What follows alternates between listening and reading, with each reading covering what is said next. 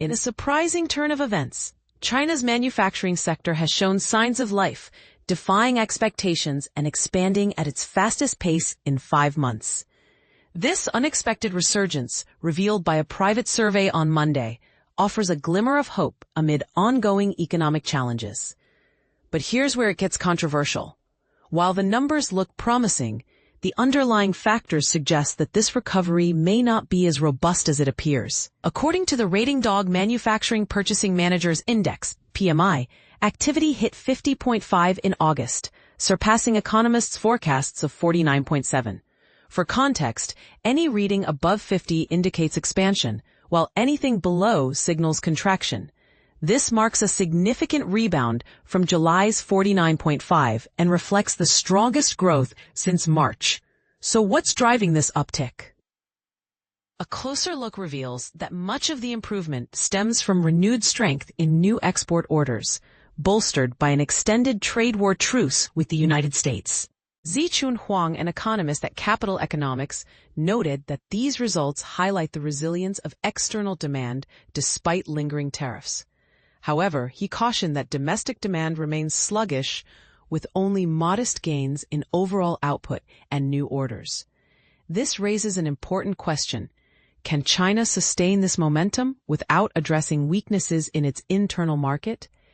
Adding complexity to the picture is the issue of rising costs. The survey found that average raw material expenses climbed at their fastest rate in 9 months, prompting some companies to pass those higher costs on to consumers. On a positive note, however, average sale prices stabilized after 8 months of declines, a small victory for businesses grappling with pricing pressures. Beijing has been working tirelessly to curb excess capacity and put an end to destructive price wars across various industries. Yet, profit trends derived from the PMI data indicate only a marginal recovery, according to Yao Yu, founder of RatingDog. While business confidence ticked upward, employment within the manufacturing sector remained bleak. Companies continued to exercise caution when it came to hiring, cutting jobs for the 5th consecutive month. Yu described the recent upturn as a breath of relief rather than a sustained rally, warning about persistently weak domestic demand and potentially overstretched external orders. She emphasized that the durability of this improvement hinges on 2 critical factors: whether exports stabilize and if domestic demand can finally pick up steam. And this is the part most people miss. Without progress on both fronts, the recovery could falter just as quickly as it emerged. Interestingly, the private survey painted a rosier picture compared to the official figures released over the weekend.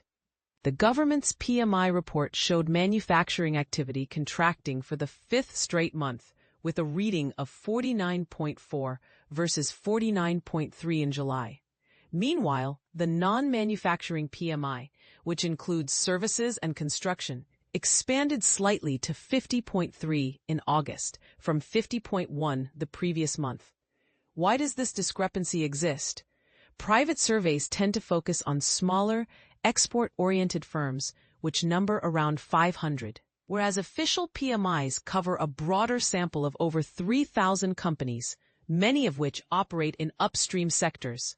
Over the past few years, private surveys have generally reflected stronger performance due to healthier export growth.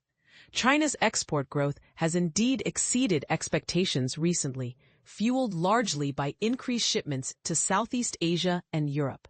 In contrast, exports to the U.S. have fallen for 4 consecutive months. To counterbalance this decline, Chinese authorities have actively engaged leaders from regions like Southeast Asia, Central Asia, Latin America, and Europe to forge deeper trade and investment ties. At an annual summit in Tianjin attended by global leaders, including Russian President Vladimir Putin and Indian Prime Minister Narendra Modi, Chinese President Xi Jinping called for member states of the Shanghai Cooperation Organization to deepen economic partnerships and reject outdated Cold War mentalities. Earlier this month, Beijing and Washington agreed to extend their tariff truce for another 90 days, maintaining current duty levels but avoiding further escalation. So, what do you think? Is this latest data a sign of genuine recovery or merely a temporary reprieve? Do you believe China can navigate the dual challenges of sluggish domestic demand and uncertain global trade dynamics? Share your thoughts in the comments. We'd love to hear your perspective.